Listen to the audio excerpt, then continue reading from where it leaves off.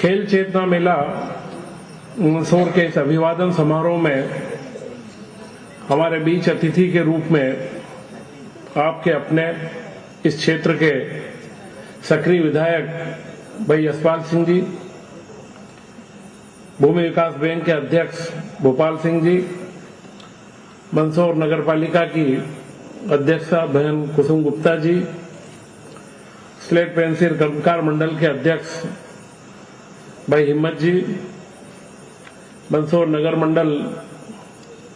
के अध्यक्ष एवं ग्रामीण के अध्यक्ष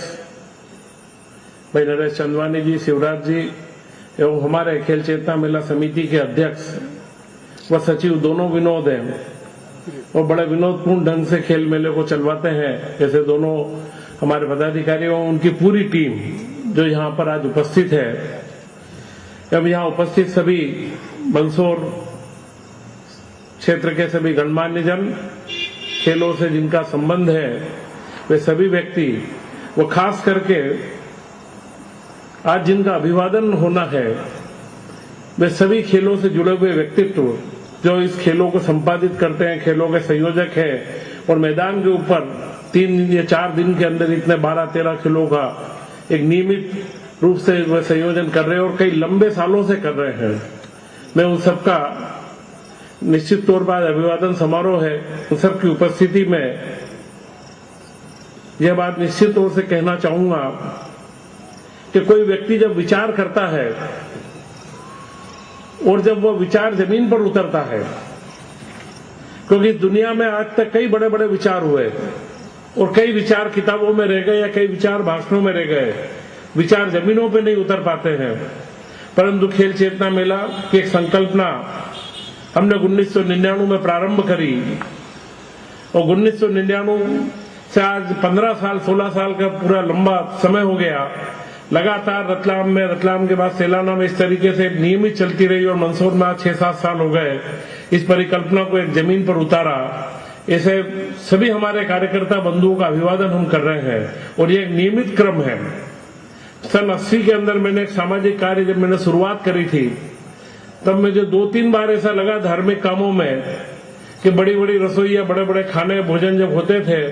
और उसके बाद में जो कार्यकर्ता काम करते थे उनसे मिलना भी नहीं हो पाता था। कोई कार्यक्रम समाप्त होने के बाद 2-4 दिन को मिलने की भी कोशिश नहीं करता था। तब से मैंने शुरुआत करी थी कि जब भी कोई बड़ा सार्वजनिक कार्य, सामाजिक कार्य हम करें तो कम से कम जो हमारे प्रमुख कार्यकर्ता हैं, जो रात दिन लगा करके उस संयोजना को, उस आयोजन को इतना महत्वपूर्ण बनाते हैं, उनके अभिवादन के रूप में, उनको धन्यवाद के रूप में एक ऐसा समारोह आयोजन होना चाहिए। और निश्चित तौर पर आज ये समारोह उसी आयोजन की कड़ी के रूप में हमने खेल चेतना मेला का जो एक पूरा व्यवस्था बनाई हुई है, उद्घाटन अगर रैली से होगा, फिर खेल होंगे, खेल होने के बाद पुरस्कार समारोह होगा और उसके बाद एक अभिवादन समारोह होगा। ये इसका नियमित क्रम है। और निश्चित तौर पर जो हमारे खेल प्रशिक्षक हैं, जो यहाँ पर पूरे खेल मेले को संपादित करते हैं, यही लोग इसकी मूल धुरी है। अभी भाई यशपाल जी बता रहे थे कि कई शासकीय विद्यालयों के, अब प्राचार्यों के सभी लोग इसमें जुड़े रहते हैं, उनका योगदान जरूर रहता है। परंतु खेल मेला आयोजित करने के लिए न तो हम कोई शासन से सहयोग लेते हैं और जो भी मैदान हम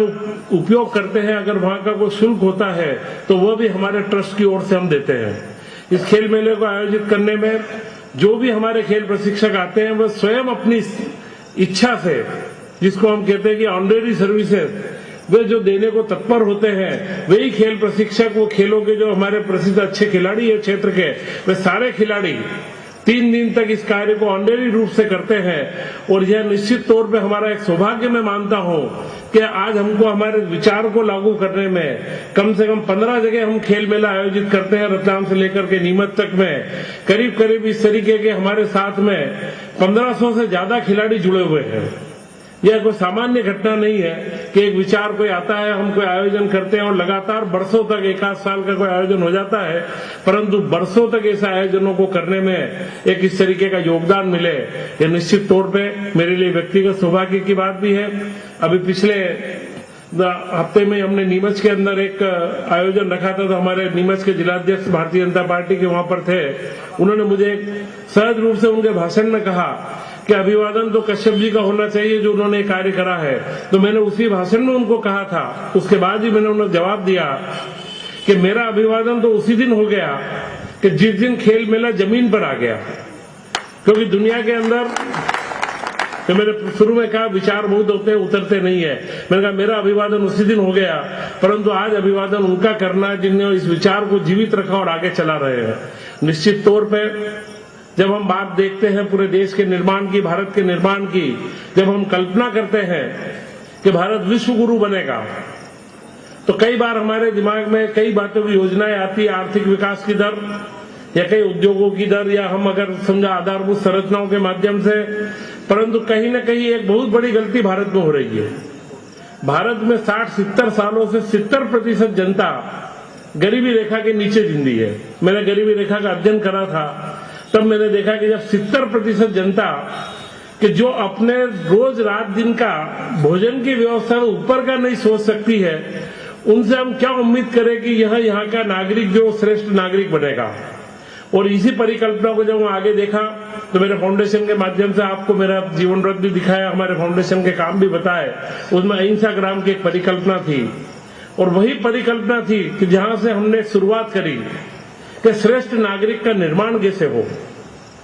श्रेष्ठ नागरिक के निर्माण के लिए जब तक हमारे पास ताकत नहीं होगी, अगर हम व्यवस्थाएं नहीं जुटाएंगे, तो हम श्रेष्ठ भारत की बात, किसी भी राष्ट्र का निर्माण तभी हो सकता है कि श्रेष्ठ नागरिकों का निर्माण हो। और श्रेष्ठ नागरिक के निर्माण के लिए आवश्यक है कि बचपन से ही,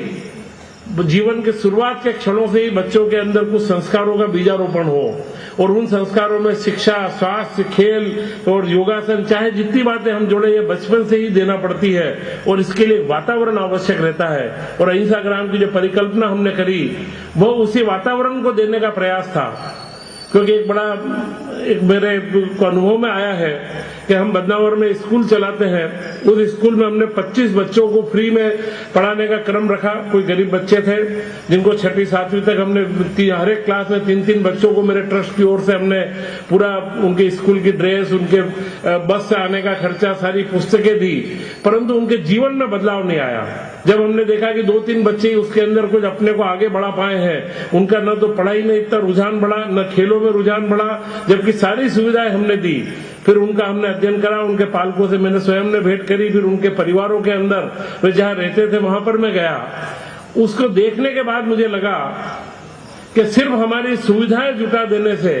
या हमें शिक्षा देने से या स्कूल देने से वातावरण नहीं बदलेगा, हम समाज की स्थिति को नहीं बदल सकते हैं। तब मैंने अहिंसा ग्राम की परिकल्पना उस समय ली कि जो रहने का वातावरण है उसको बदलना पड़ेगा। और अहिंसा ग्राम की परिकल्पना उसी का नतीजा था कि जब रहने का वातावरण हम बदले, व्यक्ति को अगर रहने का आवास, अगर साफ सुथरा स्वच्छ आवास मिले, साफ आवास के साथ में उसे वहां पर शिक्षा की उचित व्यवस्था हो, स्वास्थ्य की व्यवस्था हो, और उसी क्रम में खेल की बात आती है। आज बच्चों के विकास में, उनके सुसंस्कारित विकास में खेल का एक महत्वपूर्ण योगदान है। और इस योगदान को अगर दुनिया में सबसे पहले रेखांकित करा है तो हमारे देश के विवेकानंद,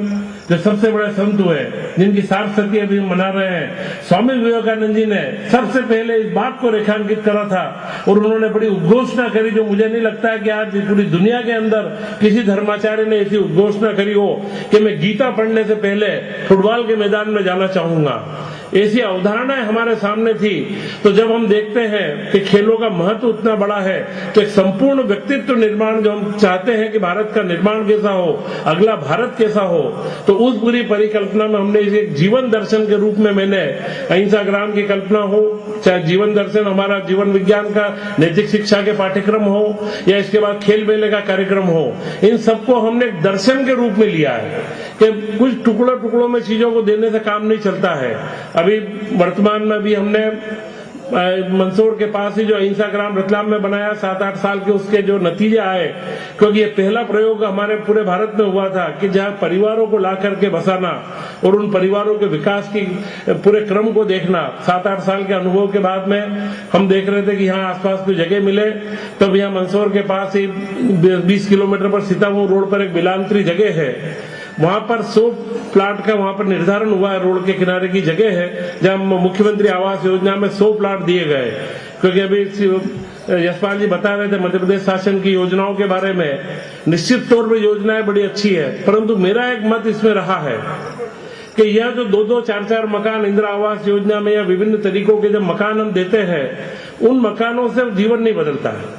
किसी गांव में अगर 5 मकान दिए, 5 मकान और बस्ती का निर्धारण नहीं होता है, अगर पूरी बस्ती का वातावरण नहीं बदलता है तो हम वो वातावरण नहीं प्राप्त कर सकते हैं। तो जब तक हम ऐसे निर्माण पूरे संकुल का नहीं करें, तो बिलांत्री में 50 मकान अलॉट हुए हैं, वहां पे हमने, मेरे ट्रस्ट ने उसमें अभी उनसे सारे वहां के हितग्राहियों से बात करी है, वहां शासन ने जमीन दी है, परंतु 60,000 रुपए उनको दिए गए, 30,000 रुपए का कर्ज उनको चुकाना रहेगा, 30,000 शासन का अनुदान है, परंतु आज जो मकान बनना है वो 1.5 लाख रुपए से कम नहीं बन रहा है। तो 1 लाख रुपए हमारे परिवार से, मेरे फाउंडेशन के माध्यम से हमने उस पर देने की बात कही है और उसको हम अब तैयार कर रहे हैं। निश्चित तौर पर अगले 2-4 महीने में आप वो परिकल्पना को देखेंगे और उसका निश्चित मत ये हमारा जो भावना है कि पूरे व्यक्तित्व निर्माण में रहने के वातावरण से लेकर के बच्चों के संस्कारों के लिए शिक्षा के माध्यम की आवश्यकता है। सर्व शिक्षा अभियान अगर चल रहा है, परंतु जब तक रहने का वातावरण नहीं सुधरेगा, खेलों का वातावरण नहीं सुधरेगा, या संपूर्णता अगर हम नहीं लेकर के आएंगे, तो हम पूरे भारत के निर्माण की या भारत के विश्व गुरु बनने की कल्पना में कहीं न कहीं पिछड़ने लगेंगे। सिर्फ आर्थिक विकास या आर्थिक कार्यक्रमों से काम नहीं चलता है। शासन की जितनी नीतियां रहती है उसमें समाज की भागीदारी बड़ी आवश्यक है। अभी खेल संकुल की बात अभी यशपाल जी ने करी। निश्चित तौर पे मध्य प्रदेश में शिवराज सिंह चौहान के नेतृत्व में कई बड़े बड़े काम हो रहे हैं। खेलों के अंदर भी हॉकी जैसे खेल को उन्होंने, जिसके बारे में पूरे प्रदेश के अंदर पूरे देश में कोई सरकार नहीं सोचती थी, उस खेल को उन्होंने एडॉप्ट करा। उस खेल की एकेडमी स्थापित करना प्रारंभ करी है। मंदसौर में भी एक एकेडमी चल रही है, उसकी एस्ट्रोटर्फ की हम बात कर रहे हैं। तो यह जो वातावरण बना हुआ है, इस वातावरण में निश्चित तौर पर शासन जब आगे आता है, और निश्चित तौर पर आज जो वातावरण बना, 25 बीघा जमीन आज उसके लिए अलॉट हो गई है। मैं निश्चित मानता हूं, अभी दलोदा में वही बात हो रही थी, 2 जगह ग्रामीण क्षेत्रों में, नगरी में और बानीखेड़ी में यशपाल जी बता रहे थे 2 जमीनें अलॉट हुई है। मैंने उनसे ये कहा कि अगली राशि बात की व्यवस्था है, अगली बार की राशि कई भी कितनी गुना आ सकती है। सबसे पहले आज के समय में आवश्यकता है भूमि का होना। अगर किसी भी सत्कार्य के लिए, अच्छे काम के लिए अगर जमीन मिल जाती है तो उसके ऊपर महल खड़ा करना बड़ा आसान है, परंतु जमीन लेना बड़ा मुश्किल है। मैं निश्चित यशपाल जी को कहूंगा, वो साधुवाद के पात्र है कि मंदसौर में जो वो खेल अकादमी के बारे में कल्पना लेकर चल रहे हैं, हमने खेल मेले के माध्यम से पौध को मैदान पर लेकर के आए हैं। बच्चों को खेलने के लिए हमने प्रेरित करा। हमारा उद्देश्य है तो उस योग्यता के लिए ऐसे अकादमियों का बनना, खेल प्रशिक्षण स्थलों का बनना निश्चित तौर पर ऐसे शुभ संकेत है कि इसके माध्यम से जो कार्य हमने नीचे जमीन से बच्चों को लाकर के मैदान में खड़ा करने का काम करा है, उन्हें और नया वातावरण, अनुकूल वातावरण मिलेगा और वे अपने सामने मंदसौर की धरा से कोई नया नाम रोशन करेंगे। निश्चित तौर पर इन सारी बातों के बीच में मैं 1-2 बात और आपसे कहना चाहूंगा। कई बार मेरे सामने प्रश्न आते हैं, अभी यशपाल जी के भाषण में 1-2 बात आई थी स्वयंसेवी संगठनों की। तो यह जो मेरे फाउंडेशन का काम है, कई बार हमारे कोई पत्रकार बंधु 1-2 कभी कभार या तो हम मेरे से पूछते नहीं और लिख देते हैं कि इसमें कोई राज्य शासन का पैसा मिल रहा है। मैं आपसे निश्चित कहना चाहूंगा कि शासन का सहयोग या कोई बुराई की बात नहीं है, परंतु मैंने शुरू से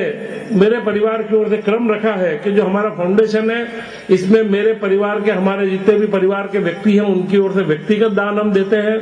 बाहर से कोई दान नहीं लेते हैं और न कोई शासन से हम इसमें सहयोग लेते हैं, चाहे केंद्र सरकार हो या राज्य सरकार हो। जहां पर हमारे फाउंडेशन का नाम लगा रहता है, वहां सिर्फ मेरे परिवार की कंपनियां, मेरे द्वारा दिया गया पैसा और उसी से हम इस कार्य को करते हैं। क्योंकि इसका कारण है कि जब तक मैं राजनीतिक क्षेत्र में आया, वह भी एक बड़ी अलग कल्पना थी, पर मैं अहिंसा ग्राम की परिकल्पना जब मैंने करी, उसके बाद मैं राजनीति में आया। आचार्य महाप्रज्ञ जी के सानिध्य में मैं था, तब उन्होंने मुझसे कहा कि जब मैंने उनसे शिलान्यास किया, अनुरोध करा रतलाम के अंदर, तब उन्होंने मुझसे उन्होंने मुझे कहा कि आपको राजनीति में होना चाहिए। दान धर्म से आप 100, 200, 500 मकान, 1000 मकान बना पाएंगे, परंतु राजनीति में अगर किसी स्थान पर रहे तो इसको 1000-500 मकान नहीं, 10,000, 20,000, लाखों का फायदा। एक राजनीति ही माध्यम है जो समाज में बड़े बदलाव का परिचायक बनता है। मैं तब से राजनीति में सक्रिय हुआ। तो यह शुचिता रखना भी बड़ी आवश्यक थी